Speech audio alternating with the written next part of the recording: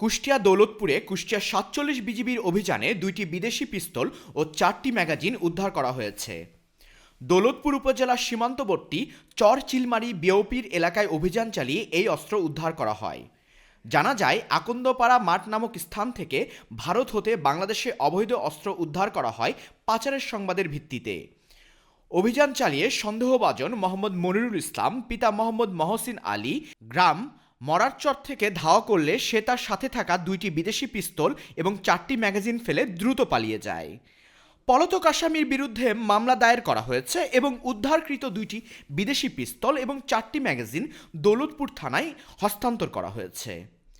Kushtia battalion ৪৭ বিজিবির অধিনায়ক রাসেল কামাল রনি বিষয়টি নিশ্চিত করে বলেন, সীমান্ত নিরাপত্তা নিশ্চিত করতে এবং মাদক পাচার সহ সব ধরনের অবৈধ কার্যক্রম প্রতিরোধে কঠোর অবস্থানে রয়েছে বিজিবি। সম্প্রতি পরিচালিত অভিযানে বিদেশি পিস্তল ও ম্যাগাজিন আটক, মাদক ও চোরাচালান বিরোধী কার্যক্রমের প্রতিফলন এটি। ভবিষ্যতেও এই ধরনের অপরাধ নির্মূলে বিজিবির কঠোর ও কার্যকর অভিযান অব্যাহত থাকবে বলে জানান অধিনায়ক রাসেল কামাল রনি।